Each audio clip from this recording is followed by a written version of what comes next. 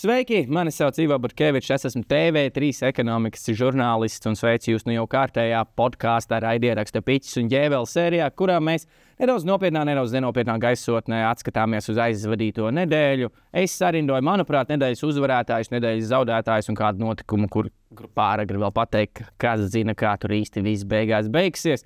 Un mēs par to papļāpājam visu ar kādu mūsu viesu. Un šodien pie mums ciemos ir ilgadējais SEB bankas ekonomists Dainis Gašpovics. Sveiks, Daini! Sveiks! Un tagad ķeramies pie tās aizvadītās nedēļas. Un starp nedēļas uzvarētājiem Reinis Bērziņš, pārmaiņu vēji ieskāvuši Latvijas monetārās politikas, finanšu sektoru uzraudzības un jubilejas monētu kalves troni. Pagaidām viss liecina, ka pašreizējiem Latvijas bankas prezidentam Mārtiņam Kazākam otrais pilnvaru termiņš ies secen, un Saimā varētu būt iespēja ar opozīcijas balsīm Latvijas bankas prezidenta krēslā iesēdināt autumšefu Reini Bērziņu, kura viens otrs politiski interesants iepriekšējais ieraksts līdzinājā dzīves gājumā ir izraisījis publisku diskusiju arī šonedēļ.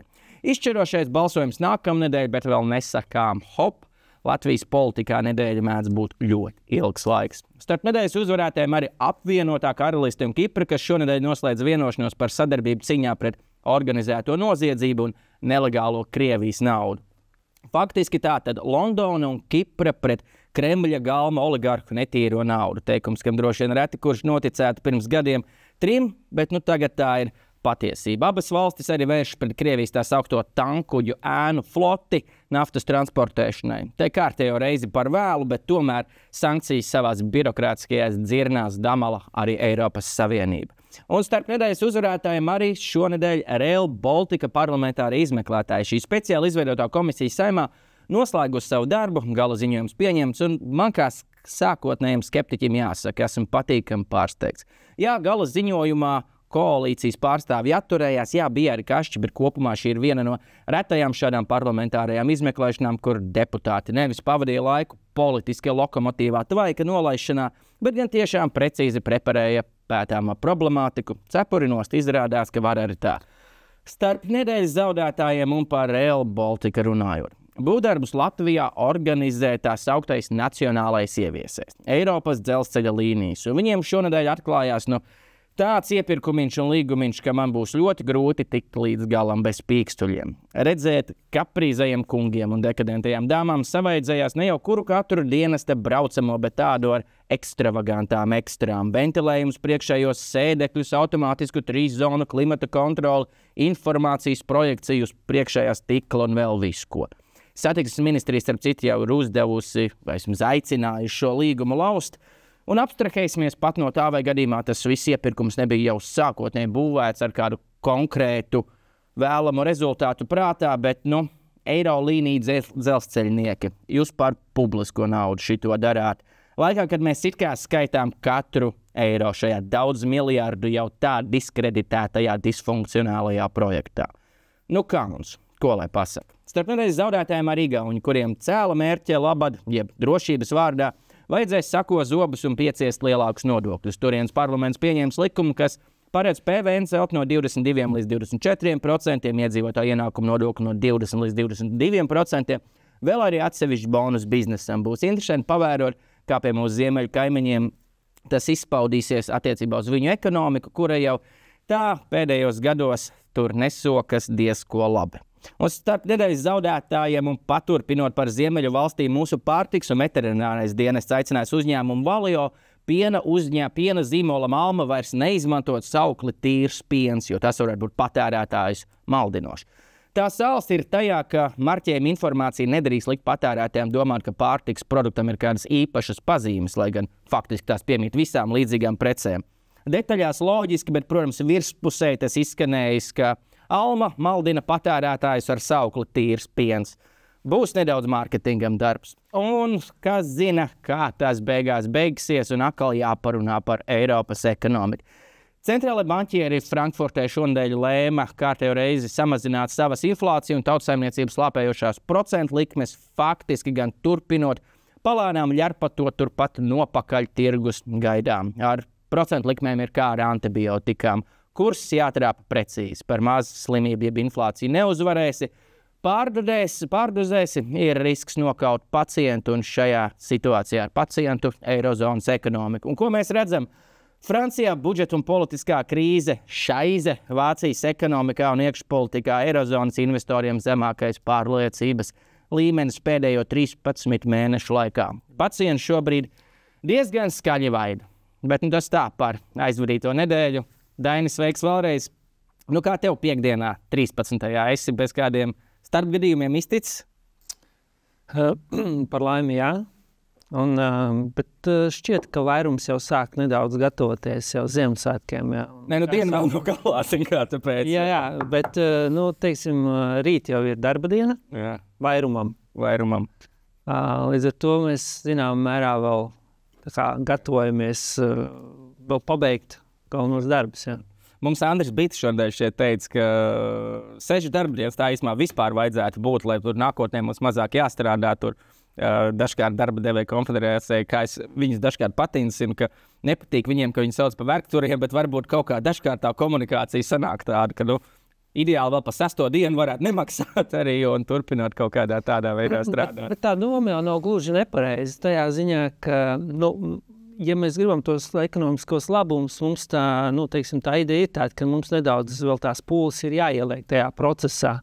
Un tajā pašā laikā mēs ļoti daudz tur runājam par brīvdienām, jā, mēs skatāmies globālajām tendencēm, kas ir mēdījos, ka tur ir eksperimenti par to, ka tiešām 4 dienas jau strādā un tā tālāk. Līdz ar to varbūt tas dažreiz aiziet, jā, tā doma nedaudz varbūt tajā virzienā, kurā īsti mums vēl nav īsti laiks doties. Jā. Mums Latvijā ir par daudz brīvdienu? Es domāju, ka varbūt nē, bet... Patīk atpūsties, jau arī tomēr.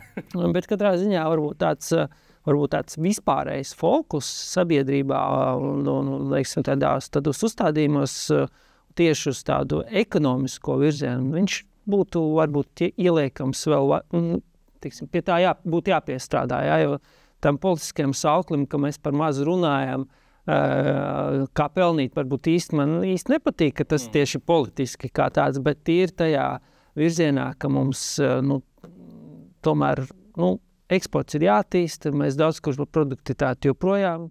Ja tā var teikt, mums nerit tā kā gribētos, jā, arī tās zināšanas tajā līmenī nav, kā mēs gribētu. Līdz ar to ir skaidrs, ka mums tās investīcijas, jā, tikai finansiālās, tās problēmas neatrisinās. Līdz ar to mums arī tādā mentālā līmenī tajā nedaudz vēl vajadzētu iespringt.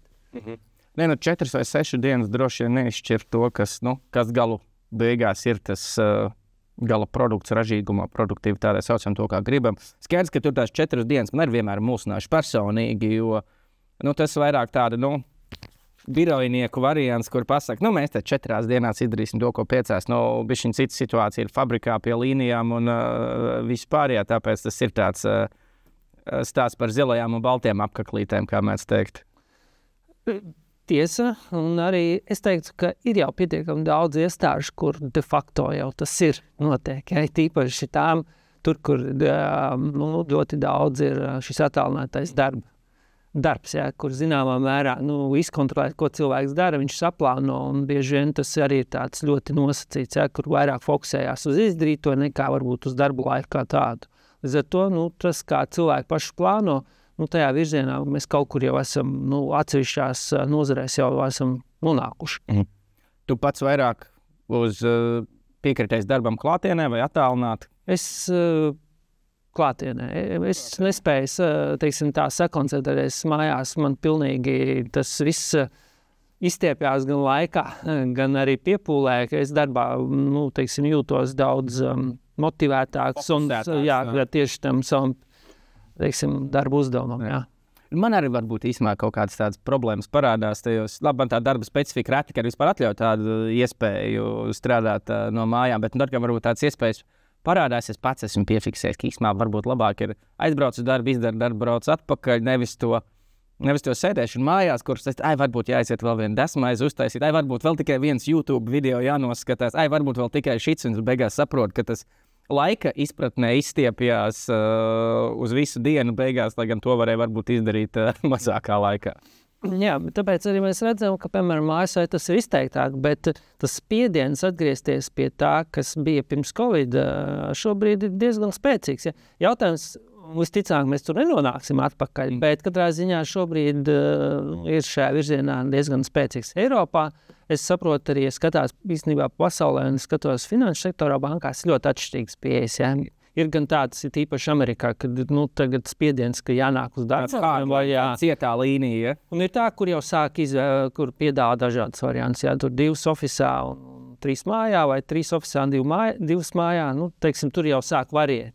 Ja? Man ir īstenībā personīgi liela cīņa ar to attālināto darbu publiskajā pārvaldē, bet varbūt tādā tiešām visā tajā ierēdnī. Es skaidrs, ka kaut kāds darbs var darīt attālinātu, nav, tas ir rīks, tas ir instruments. Jautājums, kā to pielieto, bet tad, kad es redzu kaut kādās Saeimas komisijās, kur cilvēks lēdz attālināt klāt, vai ir, es pats saprotu, kāds varētu būt, ja tev ir, Zoom sezonā saslēgušies 30 cilvēku, un jūs tagad mēģināt likumprojektu no tā uztaisīt.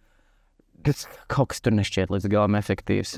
Jā, pirmais tas, ka es domāju, ka vienam ir pieredze par to, kā apmeklēt, teiksim, valsts iestādi piekdienās, tīpaši pēcpusdienā, tas ir izaicinoši. Tur praktiski nav ko darīt. Ja? Tas ir viens. Otrs, tas ir pārsteidzoši, cik tomēr joprojām tādā līmenī, tīpaši Saeimā, joprojām netiek uzsvērts, ka tas ir ļoti svarīgi, simboliski, kā tu attiecies pret savu darbu. Ja? Ka tas nav tāds rutīnas darbs un ka, protams, ir īpaši lielai daļai, kas tur ierodās uz 4 gadiem. Ja? Jāsaprot, ka tas ir visas valsts prestižs un tas ir teiksim, tieši un arī netieši rada to tādu teiksim, darba ētikas izjūtu arī pārējā sabiedrībā. Un tad, zinām, mērā ar to arī sākās, kāpēc, piemēram, ir tāda attieksme pret politiķiem. Ja ir skaidrs, ka mēs, tas zemapziņā sēž, ka viņi to lietu neuztver nopietni. Tas godīgi nav jau tā, ka tas darbs ar ļoti laustu kaulus, bet ir sevišķi, ja tu vēl bet ir sevišķi, ja tu izdomā vēl, ka tu gribi, kā to pasaka, paslinkot, teiksim tā, un tur īpaši neiespringst to darbu, tad mierīgi var darīt. Jā, to var darīt, bet es saku, tas tam simbolismam joprojām pārsteidz, ka tam nepievērš tādu uzmanību, ja, ka tam būtu prasītos lielāku tādu pašdisciplīnu. Ja. Tam tomēr ir netieši ietekme uz sabiedrību, jo piemērs no bankas, ko mēs redzam, kad tad, kad sāk filozofēt tur par atsevišķiem politiskām idejām vienā vai otrā virzienā, mēs redzam automātiski klientu reakciju. Kas nozīmē arī to, ka jebkuras šādas idejas par likumprojektiem prasās diezgan nopietni tomēr pārdomāt pirms nākt ar šīm idejām publiski, jo tas automātiski atsaucās cilvēkos. Ja, un tajā ir kāds piemērs, kur jūs esat redzējuši to? Par kaut kādu piemēru tātad, tu minēji, ka jūs redzat uzreiz. Par nodokļiem, par kreditēšanu, kad bija arī par šo atbalstu, kad bija pirmās idejas, mēs jau redzējām jau pirmos centienus dažādi tur veikt manipulācijas, bez mazais sniegt šķiršanās, un tur ir dažādi tādi piemēri, kad cilvēks uzreiz mēģina dažādi jau schēmot, domāt. Sniegt šķiršanās pieteikums. Lai dabūtu šīs kredīta atmaksas, lai dabūtu to limitu. Ja. Tur bija tādi piemēri, kas nozīmē to, ka tas bija tādi konkrēti piemēri. Nāve vai nodokļu politika šķirst. Nē, bet tas, ka tas parāda to rezonanci, ka tas nav gluži bez sekām, jebkur šīs idejas. Par to es stāstu. Ja. Tādā ziņā, ka jebkura šāda politiska iniciatīva, viņa rezonē sabiedrību. Noslēdzot par to attālinātu darbu, es tikai piebildu, ka tur ir vēl viena nianse, kas ir juridiski, nevis pat ir simboliski, mums ir simboliski ļoti piekrītu, ir tas, ka viņi Saeimas komisijās balso attālināti, kas nav nekur reglamentēts kā variants Saeimas kārtības rullī, ja tur kāds kaut kādi izdomētu, patiesādies aiz neko darīt par šādiem aspektiem. Es domāju, ka tur gan jautri varētu arī sanākt. Bet parunājam par to Eiropas ekonomiku. Neizskatās labi. Nav ECB pārturējusi tās likmes.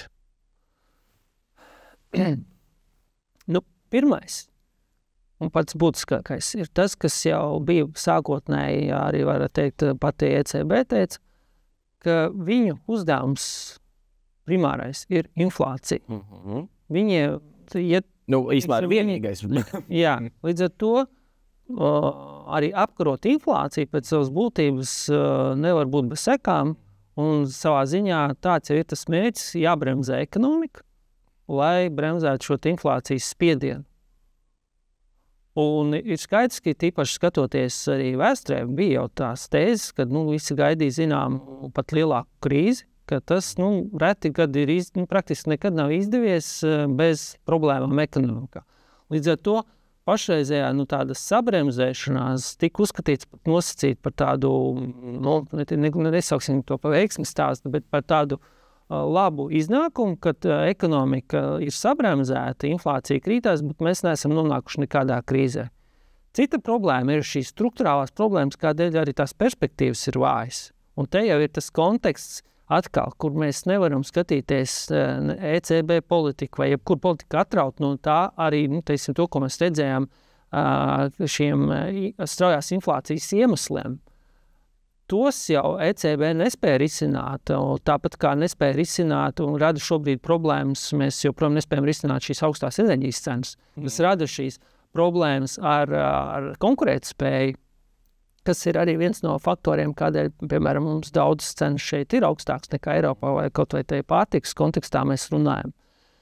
Nākamais aspekts ir, piemēram, būsim diemžēl šīs vēstures, ekonomiskās vēstures tādi liecinieki, kad kārtējs piemērs, kad vesela uzņēmēja grupa, nozara ir nogulējusi, pagriezienu, runājot šobrīd, piemēram, par autobūvi Eiropā, kas ir atpalikusi, un šobrīd Ķīna ir aizrausies ļoti tālu priekšā. Tas ir sudējusies priekšā.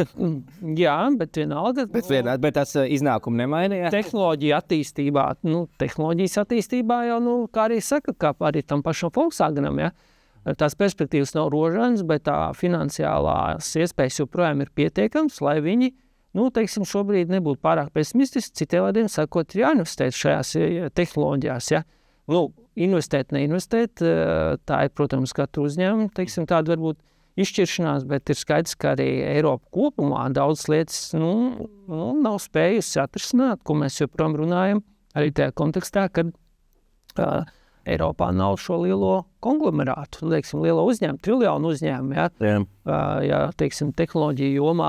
tehnoloģiju jomā šobrīd ASV tādi ir 7 uzņēmumi, kas pārsniedz $1 triljonu vērtību. Tad, piemēram, Eiropā ir aptuveni 10 uzņēmumi tikai, kas pārsniedz 100 miljārdus, kamēr tādu Amerikā ir 33. Lūk, un kur mēs runājam par šo atšķirību, ja piemēram, vēl tur globālās finanšu krīzes, sākuma posmā Eiropa ar Ameriku pēc ekonomikas bija puslīdz vienādi, tad šobrīd mēs redzam, ka tā starpība ir praktiski dubultosies. Tas nozīmē to, ka mēs esam atpalikuši. Un tas atbildes stāsts ir šie tehnoloģiju iespēju pagrieziena neizmantošana. Jo mēs paņemtu no šo tehnoloģiju, stimulājas vai ekonomikai nost, tad praktiski arī, tur Amerikā nekas tādas atšķirības nebūtu tik liels. Citiem vārdiem sakot, Eiropa šajā, šo tehnoloģisko revolūciju, ja mēs pirms gadiem atceramies par to ļoti daudz runājam, ir, zinām, nogulēs. Līdz ar to tās perspektīvas jau ir diezgan sarežģītas. Citiem vārdiem sakot, nav no kā Eiropai šobrīd īsti atspērties. Un ir tīpaši vēl, ka ar tām visām priekšrocībām, kas vēl ir saglabājušās, šobrīd jau vēl Trumps atspērsies, piemēram, ar šiem tarifkariem, tāpēc jau arī mēs redzam šodien, piemēram, diezgan būtiski arī tika koriģēts Vācijas ekonomikas prognozes. Citi vēl sagaida tur plus mīnus ap 1%, bet mēs redzējām šodien atsevišķi samazināja līdz 0,1%.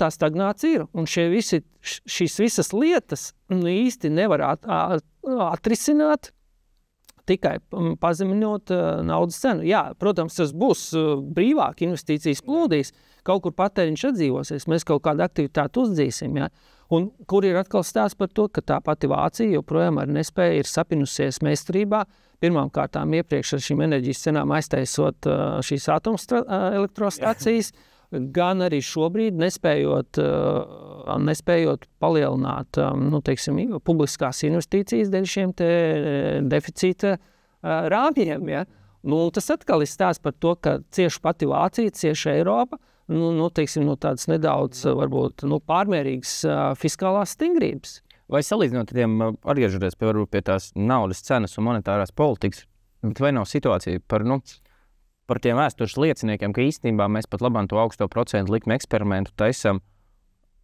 es nekā to nosauku, varbūt krietni globalizētākā un savstarpēji atkarīgākā pasaulē, tā skaitā ietverot kaut kādu ārēju spiedienu paralēli uz to pašu valsti vai valstu bloku, pat labāk, kas ar naudas cenu varie.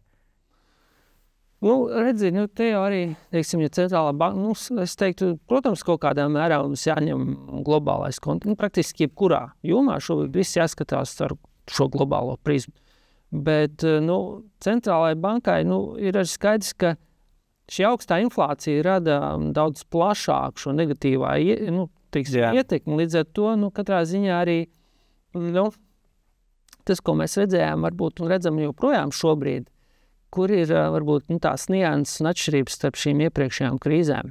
To mēs varam arī skatīties caur Igaunijas prizmu, kur, 3 gadi būs ekonomiskā lejupslīde, bet, ja skatāmies kaut vai no tāda vidusmēra Igauņa vai varbūt Eiropiešu, šīs nosacītā krīze, kas ir bijusi, protams, ir nepatīkamais, ir bijis tas, ka ir zudusi pirktspēja un daudziet arī varbūt, tā inflācija, bet mēs neredzējām nekādus būtiskus uzrāvienus bezdarbā, un mēs redzam arī te pašā Igaunijā, ka darba samaksa vidējam cilvēkam turpina augt. Citiem vārdiem sakot, šī izaicinājuma pagaidām summējās politiķu un uzņēmumu vadītāju un īpašnieku, pusē, jo vidusmēra darbinieki šobrīd īsti neciet, izņemot šo inflācijas, jo darba vietas netika zaudētas, labi, ienākumi saglabājās, viņi turpināja augt. Jā, protams, dēļ šīs augstās inflācijas pirktspēja nokrit, bet mēs redzam, ka šobrīd atkal aiziet pozitīvā tendence. Ja? Tā kā šī krīze arī ir ļoti tāda, varbūt, neteiksim netipiska, bet viņa ir atšķirīgāka. Ja? Un arī, varbūt nedaudz atkal pie Latvijas skatpunkta, tas, ko redzam arī caur uzņēmumu prizmu, ko mēs aptaujājām, un tas, ko rāda, piemēram, man tagad bija interesanti Eirobarometru redzēt, ka, ja uzdodat jautājumu par uzņēmumu, un tas, ko Eirobarometrs jautāja, kā jūs paši finansiāli jūtaties, tad šī pārliecība ir vairāk kārt augstāka un labāk, pozitīvāka nekā tad, kad jūs pajautāsiet, kā jūs vērtējat situāciju ekonomikā. Un tā ir tāda arī interesanta lieta, ja, kas, ir cietušie, ir grupas, kas vienmēr ir, kam neiet viegli, ja, bet mēs skatāmies un tādu vidusmēru uzņēmumu arī, peļņu līmeni, taču bija ļoti augstos līmeņos. Jā. Līdz ar to šī krīze, un arī Igaunijas gadījumā, šī nosacītā lejupslīde, ko mēs redzam pēc reālā IKP, daudz kur nosedza inflāciju. Ja? Citiem sakot, tu pēkšņi it kā mazāk ražot, tu vairs nevari, tik daudz nopārdot Zviedrijā, bet tu pacēl cenas, un tas tev daudz ko, nosedz. Protams, ka tur bija arī bankrota gadījumi un arī bija cietēji, bija īpaši tur moduļu māju ražotājos un tā tālāk. Tā kā, nav gluži tā, ka tas viss nekas ir ar savām sekām, bet pateikt, ka tā būtu kā tāda krīze, ja, mēs to neredzam. Vai inflācijai, kurai pēc būtības ir diezgan liela ar tādu pašregulācijas elementi, kādam no ekonomiskiem procesiem, kas tur tālāk attīstās, vai īsti vēl vieta tādai tiešai monetārai politikai, un tad katru reizi minot, vai mēs nepārturēsim likmes, vai mēs nepalaidīsim vaļā par ātru, vai nav vienkāršāk un iedzīgāk atstāt to pašplūsmā. Protams, inflācijas spirālis pārējais tur ir kā ar savas cits variants, bet jebkurā vai inflācija ir pašregulējoša. Kaut kādā mērā mēs varētu diskutēt, te būtu pamats, piemēram, filozofēt par to, ka, ja centrāla ECB neko nebūtu darījusi, ņemot vērā to, ka enerģijas cena stabilizējās, arī tas, stabilizētos inflāciju un arī darba devēju, visticamāk, agri vai vēl vairs necelt algas tik strauji. Ja? Bet ECB ir mandāts riskēt ar to, ka iegriežās šī cenu spirāle, īsti neviens negrib. Zināmā mērā, tas ir viņu mandāts. Grozies kā gribi, viņiem ir šis pienākums, un viņi pildīs. Viņi nevar atļauties filozofēt, par to, kā būtu šajā ziņā. Līdz ar to mums ir tā, mēs varam par to tā filozofēt, kā būtu nedaudz atkāpjoties, ja? Bet jūs prasīsiet centrāla banķieriem, viņiem būs, teiksim, savu pamatojumu, kādēļ to nedrīkst atstāt. Un, protams, pašplūsmā iegriezties, tas mēs redzam, neviens negrib, mēs jau tagad bija smagi pie 11% inflācijas, jā, bet neviens jau negrib riskēt, ka tur viņa izšautos kaut kādos mikļos vēl straujāk, jā. Un stabilitāte ir tā vērtība, pie kuras mēs gribam atgriezties. Ja? Un es drīzāk šobrīd atkal redzu, ka pie visu šīs lēnīgās izaugsmes, teiksim, pēc kaut kāda gada, 1,5–2 mēs varētu, es pieļauju, ja? Es nesaku, ka tas tā būs, bet es pieļauju, ka mēs varētu atkal jau sākt diskutēt par to, kāpēc inflācija kopumā atkal ir, teiksim tā, ne tādi, kādi mēs gribam, ja? Jo šī izaugsme var buksēt, attiecīgi arī šīs demografiskās tendences, ja? Visi tie, teiksim tā, mēs varam atgriezties tajā periodā, kas bija pirms Covid, kad, ja mēs paskatāmies pirms Covid, par ko mēs runājam? Mēs runājam par to, ka inflācija pasaulē ir zemākā pēdējo 40–50 gadu laikā. Jautājums, kādas struktūrālās pārmaiņas ir notikušas pa šiem dažiem gadiem? Jā, grūti tā, to šobrīd tā viennozīmīgi pateikt, bet es domāju, ka daudzi aspekti jau nav zuduši. Mēs kaut kur atgriezīsimies pie tiem, jā, un jautājums, vai mēs tiešām noturēsim tos 2%, ko šobrīd zīmē ECB un Latvijas Banka. Visticamāk, šobrīd tas tā rāda, bet es domāju, ka mēs drīzāk varētu atkal pēc kāda laika runāt par to, ka tā inflācija atkal nav tik, nav tādā līmenī, kāda mēs to gribētu. Ja, neatkarīgi no tā, cik varbūt absurdi atkal šobrīd šajā momentā liek. Labi, parunājam par to vietējo inflāciju. Mums šonedēļ arī, tā bija šī nedēļā, mēs laikam saņēmām jaunākos datus. Man galvā es neesmu apsiet 2,3. 2,2% bija. Kā no vienas puses nekas tāds, bet, rēķinām, saprotam, protams, gads pret gadu un pa virsu vēl tiem iepriekšējiem gadiem, kur tas dzīves dārdzības līmenis nekur nav pazudis no tiem laikiem. Šeit divi aspekti. Jā, un te ir tā, un droši vien tā sajūta par to dzīves dārdzību ir, un tā, ko mēs sauc par personīgo inflāciju, tādu individuālo sajūtu līmeni inflāciju, tā droši vien, galīgi nekur nav pazudis. Pirmais ir divas lietas, ir tas, ka 2,2% ir tas līmenis, ko ECB saka, ka tas ir tāds, tas, ko mēs gribam, ka tad ir tas iegums. Ja, 2,2% Latvijā nav 2,2% Vācijā arī, bet tur ir... Jā, bet tā problēma jau tāda, ja mēs izņemam ārā enerģijas cenas, tad pakalpojumos mums tā inflācija, protams, ir pie 5%. Līdz ar to citas sadaļas, un katrs cilvēks jau diezgan vairumā to maksā ikdienas tēriņi, kas viņš joprojām jūt to spēcīgāku inflāciju. Līdz ar to daudzās grupās joprojām šī uztvere ir augstāka. Otrs ir tas, ka pat ja inflācija ir 2%, tas nozīmē to, ka tas augstais cenu līmenis, kas ir sasniegts, viņš lēnāk, bet viņš turpina augt. Tas nozīmē to, ka cilvēkiem nāksies adaptēties pie tā līmeņa. Mēs redzam, ka daudzi negrib adaptēties, kaut kur meklē alternatīvas, maina paradumus, kas ir normāli. Bet ir skaidrs, ka neviens arī negrib, lai arī individuāli gribās redzēt, lai cenas atkal sakrīt, ekonomiski neviens deflāciju negrib pieļaut. Jo tas būtu īslaicīgi, tas neko neradīt, bet ja tur iestājās, neviens to negrib pieļaut. Citiem vārdiem sakot, arī ECB darīs visu, lai šī inflācija būtu. Ja, citiem vārdiem sakot, nekāda deflācija vai kaut kāda atgriešanās pie kaut kādiem iepriekšējiem cenu līmeņiem, tas ir tādas nepamatotas gaidas. Līdz ar to jāreitinās un kaut kādā mērā jāspēj adaptēties pie kā ir tā dzīvosim. Un vēl, kas ir būtiski, par ko ar ekonomisti filozofē, ka pēc savas būtības mēs skatāmies, ka citiem sakot, ka ir kaut kāda tendence, ko centrāla banka inflācijā grib redzēt. Tas nozīmē, ka viņi novēl kaut kādu to tendenci. Lūk, līdz ar to, ka kaut kādos periodos, ka šī inflācija ir zemāka, un pēc tam strauji pieaug, tad, kad viņa vēl nav pasniegusi to tādu ilgtermiņu tendenci, ka tas no vienas puses nebūtu arī slikti, kā mēs varbūt tajā, ko iepriekš runājam, ka tas tā ir, ka viņa īpaši ne, jo viņa vienkārši noķer to ilgvidēju termiņa šo te punktu. Līdz ar to no Latvijas skatpunkta skatoties, ja mēs paskatāmies kaut šo te periodu kopš globālās finanšu krīzes, tad, ja mēs ņemtu, ka katru gadu būtu bijuši, teiksim, tie 2 plus, kaut Latvijā, kad tā inflācija visas eirozonas idejas, tad, mēs nebūtu tālu tur, kur mēs esam šobrīd. Un jebkurā gadījumā mēs redzam, ka šajā periodā algu pieaugums ir bijis augstāks. Lai arī kā mums nepatiktu, ja inflācija būtu bijusi tie 2%, ja ECB būtu panākusi to inflāciju, kuru viņi gribēja sanākt 2%, tad mēs kaut kur arī šobrīd būtu plus mīnus turpat, kur mēs esam tagad.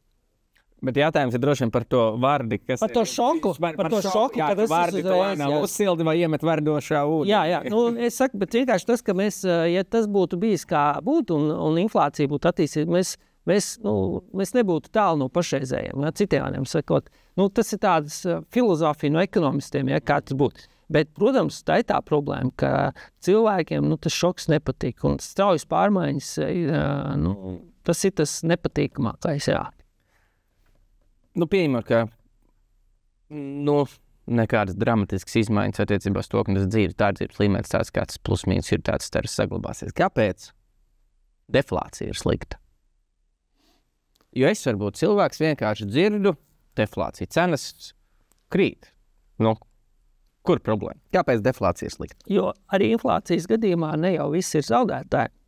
Deflācijas gadījumā tad jautājums, uz kādu pamata cena krīt. Ja mēs redzam, mēs priecājamies, ka tā nokrīt piena cena, vai ne? Porši ietaupīt, lēti papīri. Bet mēs jau par to neizdomājamies, ka tas lauksaimnieks, viņam ir izmaksas jau neviens viņam neatceļ. Tāpat arī darba samaksas, viss jau, tā vai citādi iet līdzi, un mēs redzam, ka darba samaksas neatkarīgi no tā, kāda ir inflācija, viņas jau turpina augt. Līdz ar to, ja cena krīt, tad šie ražotāji, šie preču iegādātāji, viņiem rodas problēmas ar parādu nomaksu un tā tālāk. Protams, viņi atlaiž darbiniekus. Un galu beigās zaudētājs ir tas pats pircējs kaut kādā mērā pēc tam, ilgākā laika posmā. Protams, kur mēs ieinteresēti un ko mēs varbūt varam panākt, ir tas, ka attīstam tehnoloģijas un produktivitāti, ka varbūt mēs tur spējam šo produktivitāti pacelt tādos līmeņos, ka vienkārši izmaksas uz vienīgu krītumu mēs varam cenas samazināt. Tāda arī iespēja ir, bet visticamāk, ka tas tā nebūs tāds jūtams, tas cenu samazinājums. Bet tas ir šādas iespējas var būt, bet tas visticamāk nebūs. Un arī, tas ir bijis viens no aspektiem, kādēļ, piemēram, ja mēs skatāmies kaut kādus pēdējās 10 un vairāk gadu uz tādām dažādām patēriņa precēm, tur tā inflācija ir bijusi ļoti nosacīta. Un kāpēc? Tāpēc, ka mērā tas ir bijusi produktivitātes un jaudu pieaugumu Ķīnā. Es, piemēram, joprojām varu atcerēties, tad, kad, piemēram, 90. gadu vidū, 90. gadu beigās tik maksāja kaut kāda apavu kurpes vai vēl citas lietas. Daudz lietas šobrīd nopērkams par tādām pašām cenām, pat pareiķinot no latu kursu uz eiro, tur sanāk pat, tad, kad pirms 20 gadiem es pirku pat dārgāk, neskatot pat nominālajā izteiksmē, neatkarīgi no tā, kad vēl pirktspēja man visiem ir augus, tas ir ļāvs, bet arī tas, ko saka, ka nākotnē šīs lētās Ķīnas iespēju zudums nozīmē arī to, ka un tirzniecības kari var nozīmēt, ka kaut kādā pastāvā periodā daudz preču cenas var augt. Man šķiet, ka tas, ko vēl piebilst, to, ko es iepriekš minēju, ka inflācija kaut kā tāda paša regulējoša elementa, tā problēma deflācijas sanāk tāda, ka tur īsti nav tāda paša regulējoša elementa, un tur tiešām viss aiziet uz to, ka cilvēki gaida nevis pērk, kad ir lēts, bet gaida, kad ir vēl lētāks, ir tas, ko tu minēji ar to, ka pieprasījuma piedāvājuma arī aiziet kaut kur ne tur, kur mēs vēlētos, un bezdarbs pieaug citu brīnumu, tur tāda no tās izkārpīties ārā ir vēl grūtāk nekā no augstas inflācijas. Jā, tāpēc arī tie priekšējie, ko daudzi, es teiktu, pat jau ir vesela paudze, izaugusi ar šīm te negatīvām procentu līmēm, kuri bija, ka šī praktiski nulles vērtības naudas cena, tā ir norma, jā, un tas bija tas tās, kādēļ tas, ekstraordināru šos pasākumus ECB pieņēma, lai nepieļautu šo te deflācijas iestāšanos, jā. Bet arī... Vēl nepatīkamāk lieta īstenībā ekonomikai kopumā kā inflācija. Bet par ko es vēl gribēju pajautāt tev tieši šodien, burtiski pirms dažām stundām, Latvijas Banka iznāca ārā savām jaunākajām ekonomikas prognozēm par to, ko sagaidīs. Nedaudz pasmējās par to, ka 2 nedēļas pirms 2024. gada beigām pārskata 2024. gada IKP izaugsmes prognozi. Bet, labi, jau jocīgākas lietas ir redzēts. Bet tas, par ko es vairāk gribēju tev apjautāties, ir par to nākamo gadu. Tur, kur Latvijas Banka pat labāk prognozē, tur kaut kā 2,1, bet SEB banka gan šim gadam, gan nākamajam gadam ir ļoti pesimistiskajā galā attiecībā uz to, ko sagaida ekonomikā. Kāpēc? Esam piesardzīgāki varbūt, lai gan nākamais gads, arī 1,8%, Tas ir jūsu prognoze. Jā. Tas, ka tur, lai pāršīs 2%, tur jābūt ļoti veiksmīgiem, tādiem apstākļiem jāskrīt, kas šobrīd, tas tā var būt, bet, īsti, ja tā var teikt, šobrīd, tā iespēja es neredzu kā ļoti lielu. Otrs ir tas, ka ir skaidrs, ka, lai tas, kas būs nākamgad, zinām, mērā jau veidojās šogad. Un mēs redzam, ka gada otrā puse ir bijusi vājāk nekā varbūt cerējām. Un līdz ar to tā visa iekustēšanās, kas ir arī, kas veidojās ar visām tām, tiem visiem kanāliem, kas nākamgad tiek sagaidīts, es domāju, ka vēl nākamā gada, tas būs tāds joprojām tāds lēnīgs, jā, citādiem sakot, tāds smagnējs. Jā, patēriņš ir tie faktori, kas... Pirmais patēriņš. Mēs redzam, patēriņš viņš aug, bet tikko mēs runājam par to, ka tauts, kurš, viņš ir ar tādu aizturi, jā. Viņš joprojām mazumtirdzniecība rāda, viņš ir kaut kur pie nulles. Cilvēki, ir kaut kur negrib tērēt, kaut kur tērēt citur, kaut kur uzkrāja, kaut kur negrib, nepieņem šos cenu līmeņus, ja. Nav tāda optimisma pārliecība. Ja? Arī nekustamo īpašumu tirgū mēs redzam aktivitātes pēc kredīti aug, ja? Bet tas ieskrējiens pagaidām tikai veidojās. Un ar visu būvniecību, visas tās likmes uz eiro fondiem bija jājūt tādai pārliecībai, ka būs. Praktiski arī tas, kas dzirdams, un arī ko mēs gaidām, ka tā nauda sāks plūst, bet atkal. Tam ir jābūt jau tādiem priekšdarbiem, jau pazīmēm. Ja? Un tas, ko dzirdams, ka tie projektēšanas un tādi visi tie sagatavošanas darbi šobrīd vēl tādā miegainā stāvoklī, kas nozīmē to, ka visticamāk atkal, ka ja arī būs šī pozitīvā tendence, tad visticamāk mēs redzēsim tādu spēcīgāku, drīzāk uz gada vidu no otro pusi, ja? Kas atkal, tomēr nedaudz atšķaida tās, to pozitīvo spēku, kas sagaidāms nākamgad. Un arī, mēs redzam šogad eksportā, ir pozitīvas iezīmes, bet atkal, tikko mēs jau pārunājām to Eiropas visu fonu, jā. Līdz ar to varam sagaidīt, ka tur būs, bet atkal, uzlabojumi būs, bet nekas spēcīgs. Un it īpaši, ka es teiktu, ka jārēķinās ar to, ka tāda vai citāda mēroga tarifu kari būs. Lielāki, mazāki. Līdz ar to to atgūšanos ierobežos. Ja? Kaut vai tas, ko redzam uz Zviedrijas tirgu. Viņi saka, nekustamā īpašuma tirgu zemākais punkts ir sasniegts, bet, lai tas viss iekustētos, tas process var ieilgst uz kaut kādu gadu, 2.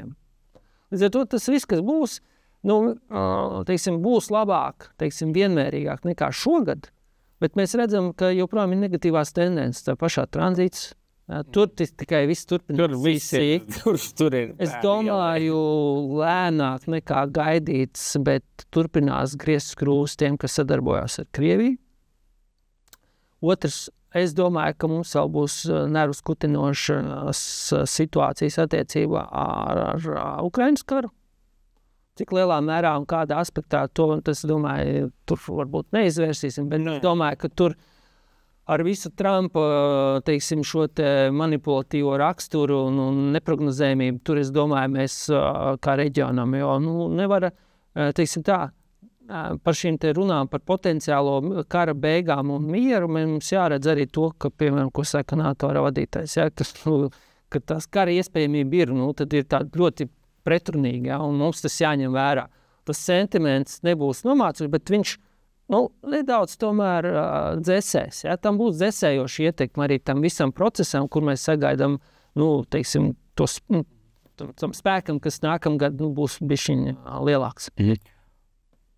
Mums ir nākamā gada budžets uztaisīts ar iekšzemes koprodukta pieauguma prognozi 2,9%. Ir kā mēs runājam, tad Latvijas Banka prognozē 2,1%, tur ir kā no vienas puses runājamais zīmējamais komati, bet no otras puses tātad prognozē atšķirība ir 35-40% kaut kāda sanāk no Latvijas Bankas 2,1 līdz 2,9 valstī. Ja nepiepildās tāda 2,9% un būtiski nepiepildās, kā pagaidām izriet kā no Latvijas Bankas prognozēm, arī no SEP prognozēm, cik slikti tas ir? Pirmais tas, ka man šķiet atkal mēs kaut kur varbūt par lēnīgu ir tas, ka tie konsolidācijas pasākumiem bija jau jābūt uz galda jau, teiksim, es teiktu, viņiem jau bija jāsāk gatavoties, teiksim, šī gada sākumā, kad, bija jau pirmie zvani, mēs atteicām, ir otrā gada, sagaidāms, ka ekonomika iekustēsies, bet ir jāsagatavo iestrādes. Ja neīstenojas, mēs, teiksim, kā teikt, pa paketē, pieņemsim, palaižam, vai mums ir vismaz nojausma, ko darīt. Tas, ko mēs redzējām, pēc būtības par to sāk runāt, tas viss sakustējās tad, kad sākās pretreakcija nodokļu piedāvājumu. Ja? Lai gan, tam vajadzēja nākā daļai no nodokļu, teiksim, paketē, ja? Citiem sakiet, mēs kaut kur ceļām, reku jums ir, bet mēs arī, teiksim, mums ir savs plāns, ko mēs darām savā pusē. Mēs tādu īsti neredzējām. Tika vienkārši tīmēts kaut kādi virzieni. Līdz ar to ir skaidrs, ka pēdējais laiks būtu pie tā līdzīgs pasākums gadu vēlāk, bet pie tā darīt. Un otrs ir tāds... Plānot vai darīt?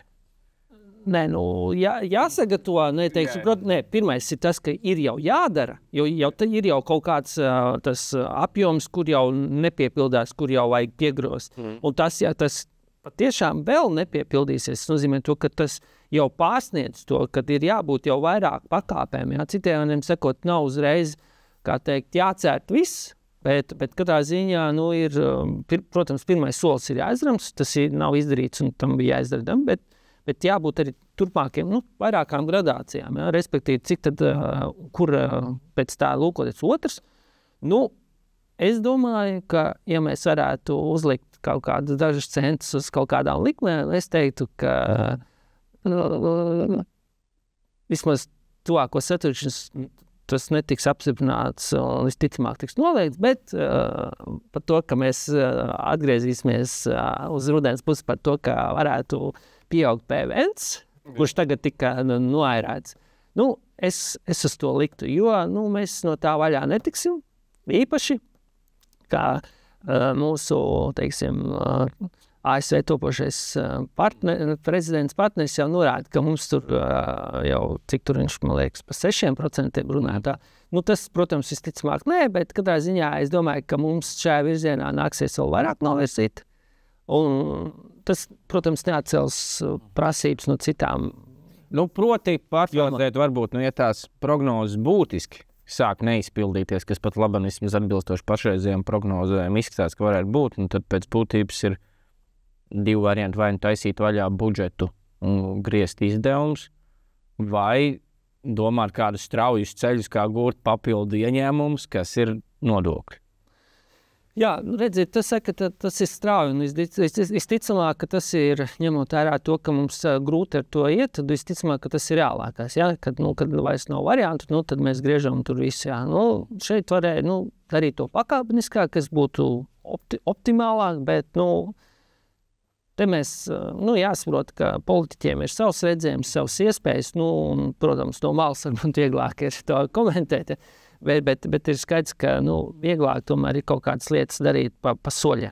Nē, es vienkārši tā skatos, tās prognozes sāk ļoti atšķirties. Man kaut kā bišķiņi, es nezinu, tā deguma smaka kaut kur sāk parādīties.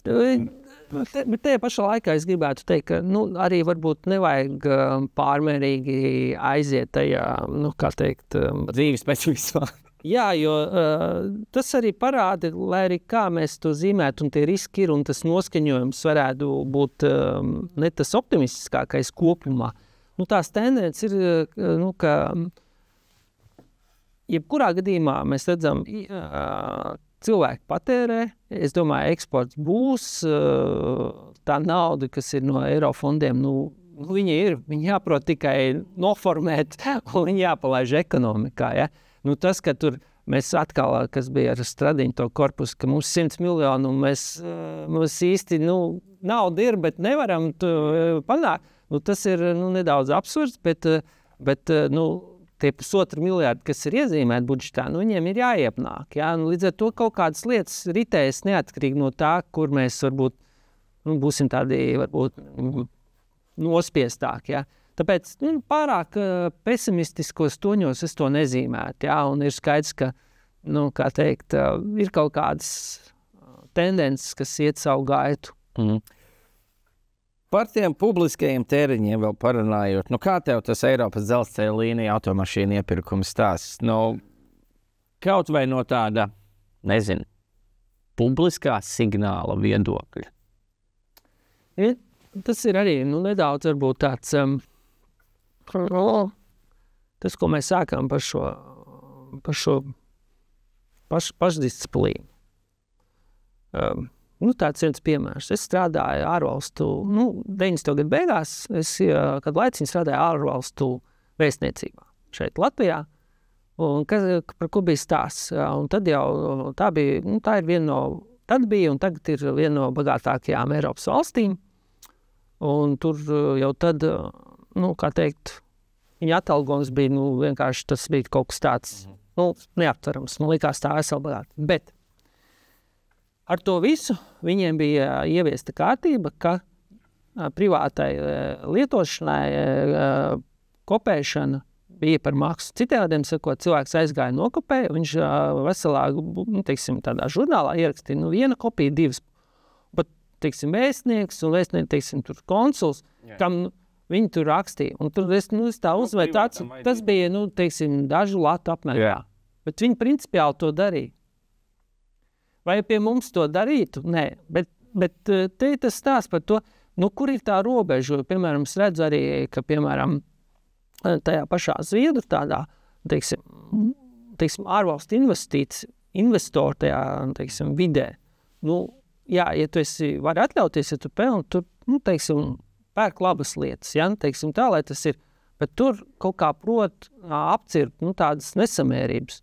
Tas, ka mums ir tādas, pārmērības, un ne pirmo reizi, tā ir mistika. Mēs kaut kā nespējam, mums tā, arī tāda pašdivsība attieksme pret to kopējo lietu ir, tāda, nolaidīgi to nesaukt, bet, neizprotam, ja, mēs kaut kā, tu robežu nejūtam, ja? Un tas no gadu uz gadu to redzam. Tas ir, es domāju, šis nav ne pēdējais, ne pirmais. Jā. To mums vēl nāksies redzēt droši vien šajā kontekstā ļoti. Līdz ar to tā ir tāda lieta, ko gribētos redzēt, ja? Ka ir cilvēki, kurš spēj, turēt to robežu, ja? Un tajā ziņā ir, arī īstenībā mūsu politikā arī ir piemēri, kuri māk turēt to līmeni, par kuriem nav šaubu par viņu reputāciju, ja, kur spēj, bet arī, piemēram, tas, ko mēs sākām par šīm lietām attiecībā par balsošanu, arī, ka ir kaut kādas lietas, kur valsts pārvaldē, ja, te pašā arī Saeimā mēs redzam, ka spēj, par tiem pabalstiem, ja, ka, tur, vai jums, tas tur dažus eiro atšķirība, bet tas viss tā kā liekas, ja jau man ir dots, tad es izmantošu. Kompensācijām, ja? Jā, par jebkuriem visiem labumiem, ja? Kādu papildu. Ja ēdnīcā maize ir bez maksas, tad es piebāzīšu pilnas kabatas, ja? Tas, liekas, ka mēs kaut kā, un tas jau, saprot, tas ir simptomātiski tām visām lietām, procesiem, kas ir daudz dziļāki. Un, diemžēl, arī tas ir stāsts par to, par tām 4 dienām vēl kaut kas, ka ir kaut kādas lietas, kur mēs tās gribēšana nesadara ar tām lietām, ko mēs darām. Man tā lielā sāpe īstenībā attiecībā uz to ir skaidrs, ka tur tas iepirkums, kurš tur par tām automašīnām, kas tur bija par to nomu uz tiem 3 gadiem, 160,000 eiro, tur es nezinu, izdomāsim, varbūt varētu 30% noņemt no tā. Skaidrs, ka ne jau tas ir tas, kur parādījās tie miljardu sadārdzinājumi. Bet tā kopējā jau no tiem mazajiem klucīšiem būvējas, kā mēs saliekam kopā tās. Jo Andrim Kulbergam bija interesants piemērs, ka viņš bija, tas vēl bija parlamentārās izmeklēšanas komisijas sākumā, viņš bija teicis, ka izstāsta, ka liela daļa no šitām visām vai mūsu smukajām katedrālēm, kas tagad Real Baltikas kontekstā sacēlts un vispār, jau bija tā, ka kāds cilvēks būtu papildu opcijas automašīnu iegādājas. Kā viņš auto asociācijas izmantojas. Un atķeksēs visu, ko vien var. Un izrādās, ka burtiski arī tā bija. Jā, bet mēs jau atcerēsimies arī mūsu bibliotekas stāstu. Taču arī bija tās aģentūras, viss, kas bija, ja tas biblioteka jau smuki īstenībā, man šeit beigās tur kaut kas tur salīdzinoši smuki izairējās, vismaz nekas nesalīdzinām man šeit. Jā, bet tām pārmērīgām vēl kaut kas, bet tas, ka, kā teikt, limiti nekad nav tādi, kurus nevar pārsniegt arī šeit. Kā tu vispār labi atsevišķamies no tām nabaga Eiropas dzelzceļa līnijām ar viņu to nabaga autoparku? Par to projektu kopumā. Kā tu raugies uz to, kur mēs esam un kā mums kaut cik sausākām kājām nekā pat laban ir iztikt ārā no šitā visu purlu? Tad, kad es redzēju pirmo reizi, mēs bijām uzaicināti uz to prezentāciju, jau tad man tas ekonomiskais pamatojums nešķita reāls. Tu 17. gadu domā? Tas bija ļoti sen. Tas bija 11. gadu pats sākums, kad, man liekas, tikai sākās, ja? Tad tas āiekam varētu būt laiks, bet labi, vienalga stāst, tur šit tagad. Bet tā ideja bija tāda, ka ir skaidrs, ka tas būs tā uzbūvēt, tas būs viens stāsts, bet tā uzturēšana būs nākamā. Ka tas būs subsidējums. Jā, bet saprot, tā būs liela nauda. Tur dabūt šo te ekonomisko atdevu, tas būs ļoti sarežģīti, tā visa infrastruktūra. Tāpēc jābrīnās, ka tam jāpieiet tiešām tīri, tu jāpaņem tāds vislielākais ekonomists sausiņš. Kas to visu revidē, jo tas viss būs jāuztur, tam visam būs jāskatās līdz, un tas būs dārgi. Otrs, ja tas ir, cik tās plūsmas būs lielas šobrīd, jo es nedomāju, ka tas atcels ne lidmašīnu satiksmi, ne arī autobusu satiksmi, kas nozīmē to, ka jautājums, kas tur gala beigās sanāks. Citādiem sakot, tur tiešām, ja tas ir militārs objekts, varbūt tas tā ir jāskatās.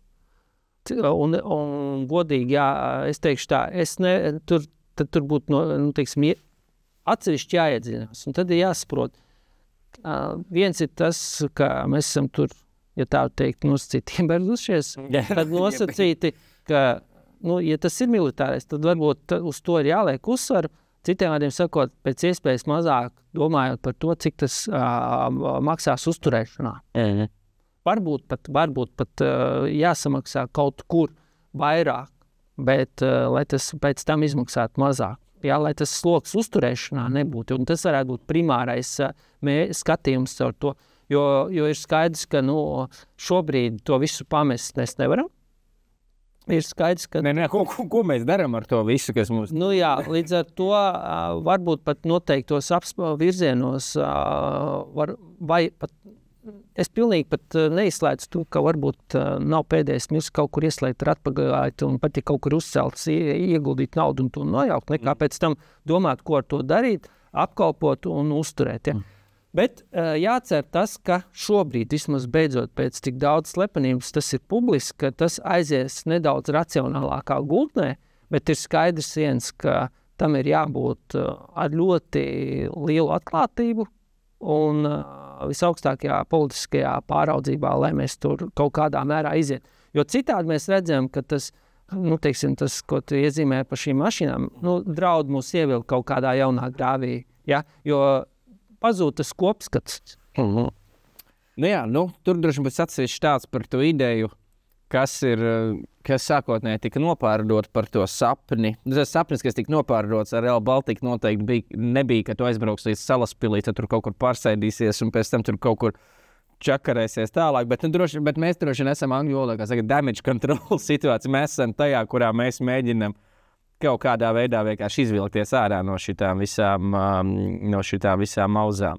Jā, bet tas, ka vēl joprojām, pat ja tas tik ir dārgi izmaksājas, un pat ja tas tik un tā, nākamās izmaksas ir ļoti lielas, lai nebaidītos pieņemt arī varbūt tādas lēmumus, ka teikt, norakstīt to, kas ir, un pagriezt tomēr tur, kur to vajag, nekā mēģināt noteikt to, kas... to lidostu tur mums ar to... varbūt, piemēram.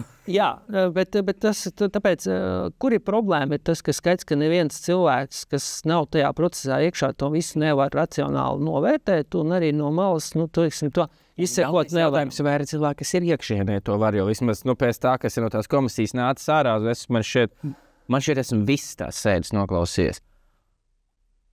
Es biju mazāk sirms, man šķiet, kad sākās tā komisija, nekā esmu pat labāk. Tur kaut kāds tas fenomens ir. Bet klausies, pēdējā lieta, par ko es gribēju vēl tev nedaudz apjautāties, pirms laižu tev prom. Un mums būs izskatās jauns Latvijas bankas prezidents. Kā tu raugies uz to, kā tas viss process, kā mēs te esam nokļuvuši? Katrā ziņā atkal, tas varbūt nav kompliments mūsu, es teiktu, valdošai koalīcijai, ka tas izskatās, ka bija citi mērķi, un tie vienkārši,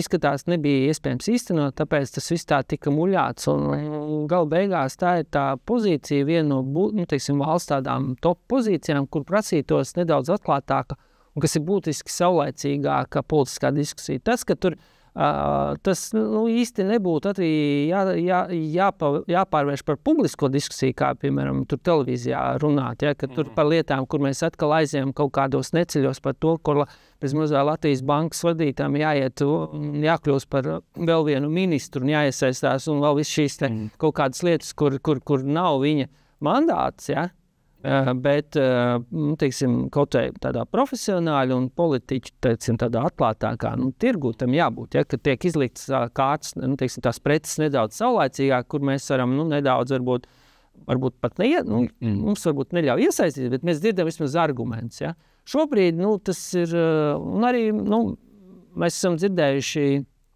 praktiski tikai viena esošā prezidenta kaut kādu viedokli un skatījumu. Savukārt pārējie divi pat, lai arī, kā viņus tur vērtēt, mēs neesam dzirdējuši viņu, kaut kādu skatījumu vai, viedokli, Līdz ar to, tas atkal nav tas process, par kuru, gribētos teikt kaut ko labu. Gaidīsim otrdien, tad viss ļoti centīgi Saeimas budžeta komisijā būs uzklausīšana visiem 3 kandidātiem, un tad jau vairāk arī varēsim dzirdēt un varbūt redzēt, kā kaut kādas tās idejas pretnostatas starp to visu. Tas nedaudz būs par vēl. Tas nedaudz būs par vēl, jo 2 dienas vēlāk ir balsojums. Protams, ka būs vienā brīdī sajūta. Man šeit ir sevišķi atskatoties šo periodu. Pat labāk es tur vēl mēģinu kaut kā tikt visam līdz kādā tempā skrien dārgie politiķi. Bet es domāju, ka atskatoties kaut vai martā, tā saita būs tāda, ka nominēja, apstiprina. Viss, ka tu knapi acis spēja pamirkšķināt un viss jau ir noslēdzies. Es ar to esmu runājis ar politiķiem, mums bija budžets, bet budžets kaut kāda, tā kā neparedzama lieta, vai ne, ka būs budžets. Šis bija tāds diezgan ārprātīgs risinājums, ka pieņem budžetu 3 dienas vēlāk ir iesniegšana, tad mums ir kaut kā viss aizskrēja riktīgos neceļos laikam. Labi, bet saku tev lielu paldies, Daini, ka atnāci šodien pie mums ciemos. Bija interesants saruna. Atgādināšu, ka pie mums šodien viesos bija Dainis Gašpuits, ilgadējais SEB bankas ekonomists. Un saku tev paldies. Un saku paldies arī jums, skatītāji un klausītāji. Skatieties un klausieties podcastu Piķis un Ģēveles katru piektdienu portālā TV3.lv sadaļā Piķis un Ģēveles, kā arī meklējiet mūsu TV3.lv Spotify un YouTube profilos. Līdz nākamajai reizei. Atā!